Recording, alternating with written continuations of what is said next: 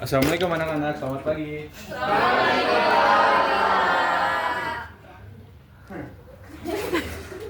Oke, gimana kabarnya hari ini? Apakah baik? Baik, Pak. Baik. Oke, boleh ketua kelas siapkan terlebih dahulu. Oke, teman-teman semua, sebelum kita memulai pembelajaran pada hari ini, kita berdoa terlebih dahulu ya, berdoa kalian masing-masing dimulai. Berdoa selesai. Memberi salam. Assalamualaikum warahmatullahi wabarakatuh. Waalaikumsalam warahmatullahi wabarakatuh. Gimana? Apakah ada yang nggak hadir? Sejauh ini tidak, Pak, semuanya hadir, Pak. Surya sakit. Oh, Surya sakit. Salam dicatat ya. Agung gimana? Aku nggak tahu kan kelas Agung kita. kelas 11. Kelas 11. Kita bisa kelas kita deh, Bang. Oh iya? Ya, tapi nggak masuk. Oke.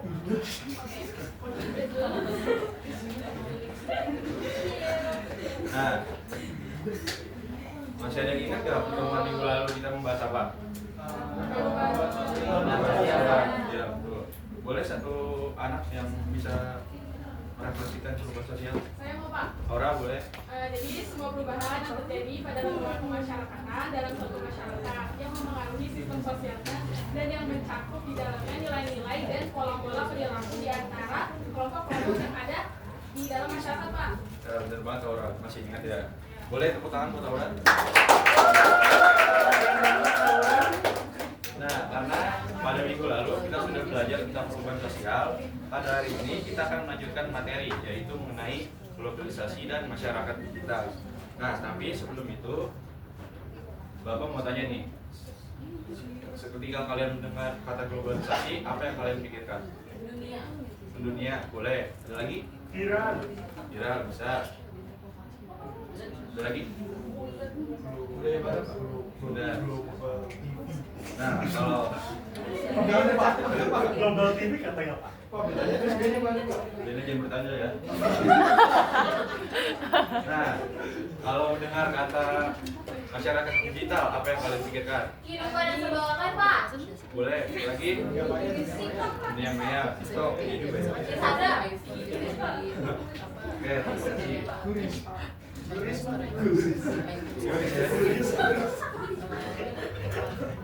Nah,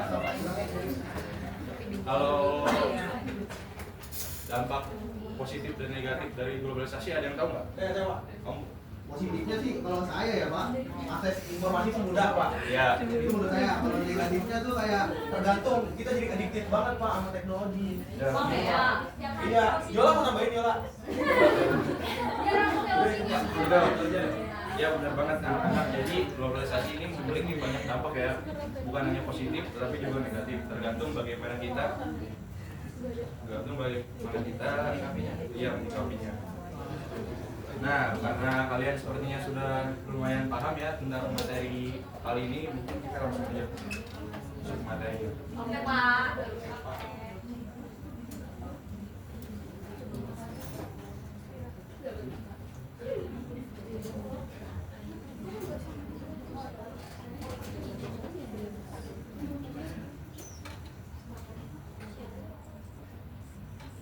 Oke, apa sudah kelihatan? Udah, Pak. Udah, Pak. Nah, di sini ada definisi globalisasi menurut para ahli. Boleh satu orang saya minta baca. Balik, kamu balik. Yang ini, Pak. Semua aja deh. Oke, yang pertama itu ada definisi menurut Mauro Guille.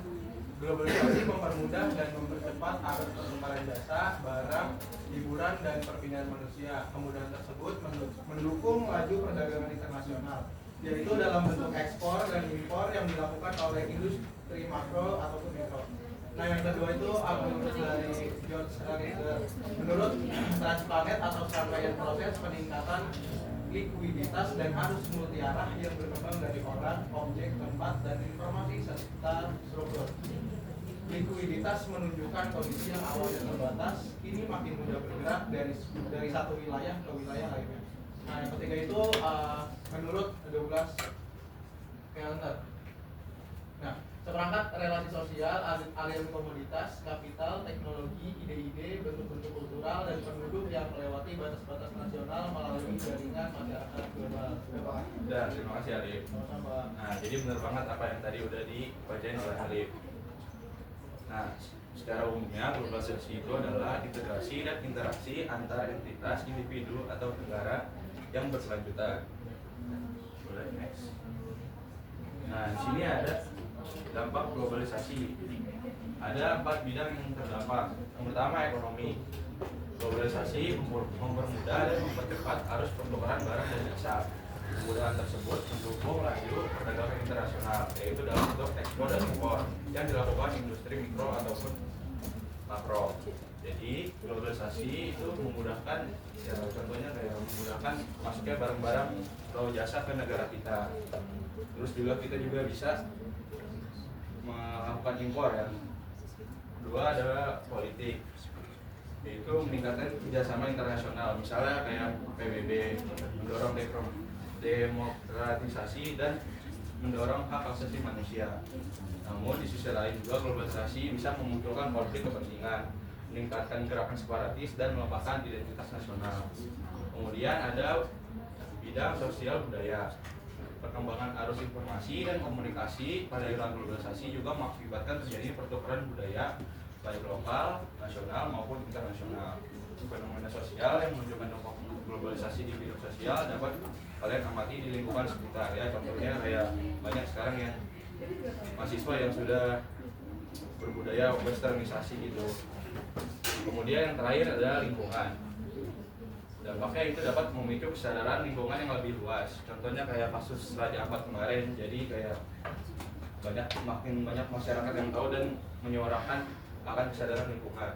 Namun di sisi lain juga ini mempunyai dampak negatif, yaitu dapat memperburuk pencemaran, peningkatan eksploitasi sumber daya alam dan menyebabkan hilangnya habitat alami. Kemudian sini ada masyarakat digital. Boleh bantu baca?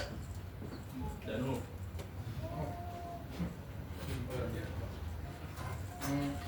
Masyarakat digital sendiri merupakan suatu masyarakat yang dimana aktivitas dan interaksinya banyak didasarkan pada teknologi digital seperti internet, media sosial, dan juga perangkat elektronik lainnya. Nah, mereka merupakan individu yang terhubung melalui jaringan internet, menggunakan teknologi untuk berbagai aspek kehidupan sehari-hari, dan juga mampu memanfaatkan teknologi untuk berinteraksi, berkomunikasi, dan juga memperoleh informasi. Nah, di sini ada contoh kehidupan masyarakat di era digital. Dapat dilihat pada gambar yang dulu kalau ada waktu senggang keluarga itu berkumpul bersama menonton TV. Namun sekarang karena akibatnya ada globalisasi, masyarakat era digital cenderung memiliki kesibukan tersendiri-sendiri. Padahal mereka masih dalam satu ruangan gitu, masih dalam satu keluarga. Jadi ya terdapat perbedaannya. Apakah dapat dipahami? Paham. Jujur. Paham sih Pak, paham banget Pak. Pasti kita udah paham Pak. Paham. Oh, udah habis sebenarnya. Oh udah habis. Ulang ya Pak. Ulang Pak. Tadi kan kalian bilang udah paham. Nah, untuk menguji kepemahaman kalian, Bapak mau kasih tugas nih. Iya Pak, apa Pak? Nah, tugasnya jadi bagi 2 kelompok. Ini kelompok A, ini kelompok B. Paham? Paham. Itu sih sekarang Pak. Iya dong. Komunikasi dalam mengerjain Pak, harus. Iya Pak, gimana tuh Pak? Nanti soalnya kemana Pak? Oke, ini harus juga ngerjain Pak. Gak usah nyalain Pak.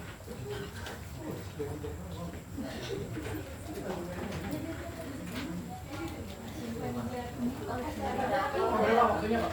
Ah, udah dapat semua belum? Belum. Ya itu bagi-bagi dong. Sudah? Sudah Pak. Nah, jadi kalian diskusikan ya sama teman kelompok kalian. Nanti ada satu kelompok yang mempresentasikan dan satu kelompok lagi memberi tanggapan. Apakah dapat dipahami? Waktunya 2 sampai 3 menit aja dah. Oke? Oke Pak. Oke, selamat mengerjakan. Oke Pak. Oke Pak. Saya mau deh Pak.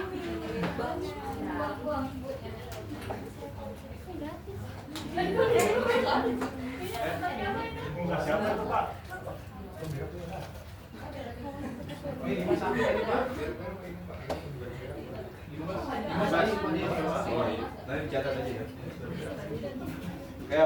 susah? Dan ditanya Selamat Pak. coba dibaca lagi coba. Pak, soalnya kok kosong, Pak. Pak, gimana? Bapak, Apa? teman saya nanya zodiak Bapak apa?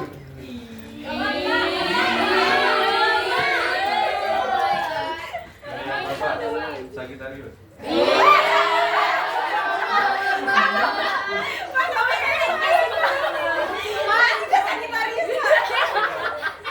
Bapak kata Gina pulang naik apa Kak dia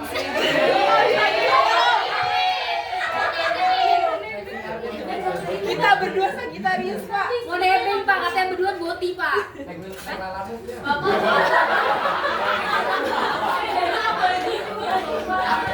Nggak sopan kalau dulu seperti itu. Udah. Bapak pemain ya Pak.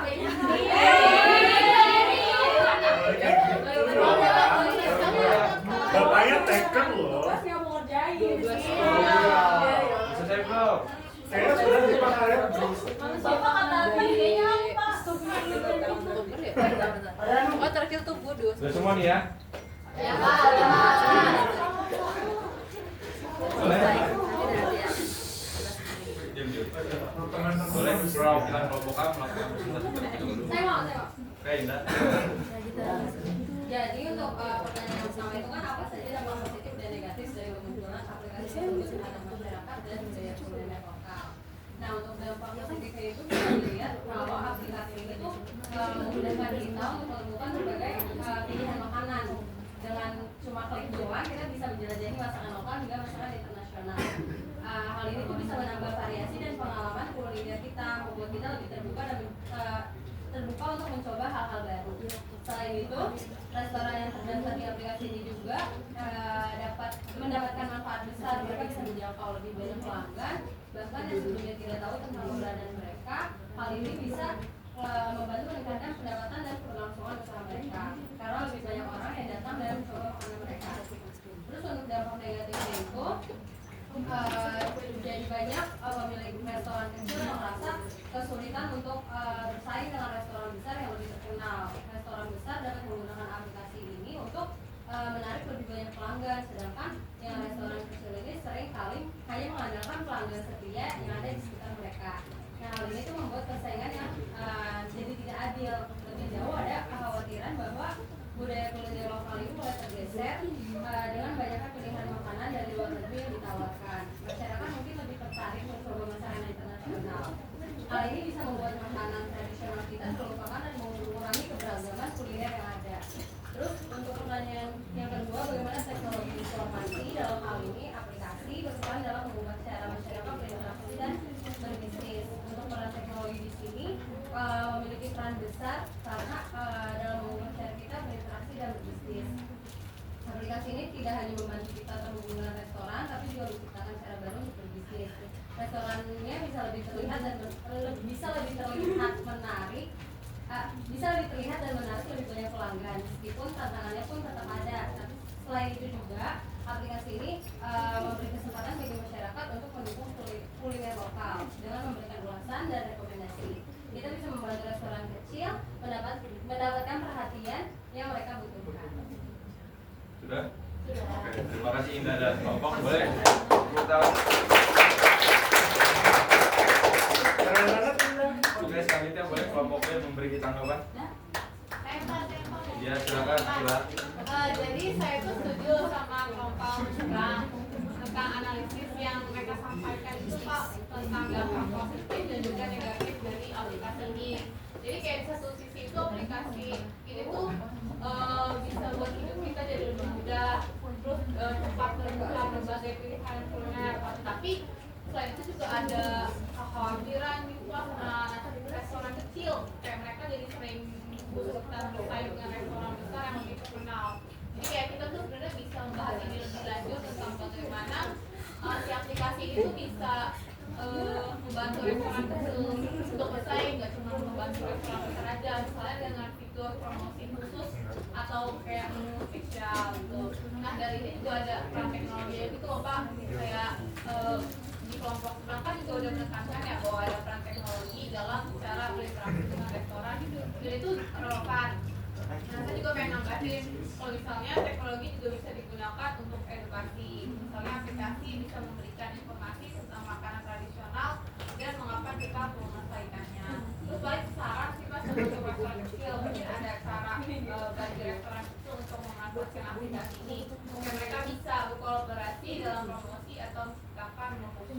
Terus kita sebagai masyarakat itu harus sadar kalau kita tuh punya pilihan dengan mensadari restoran lokal dan berbagai pengalaman positif tentang mereka di aplikasi. Jadi kita tuh juga membantu usaha kecil supaya dapat bertahan.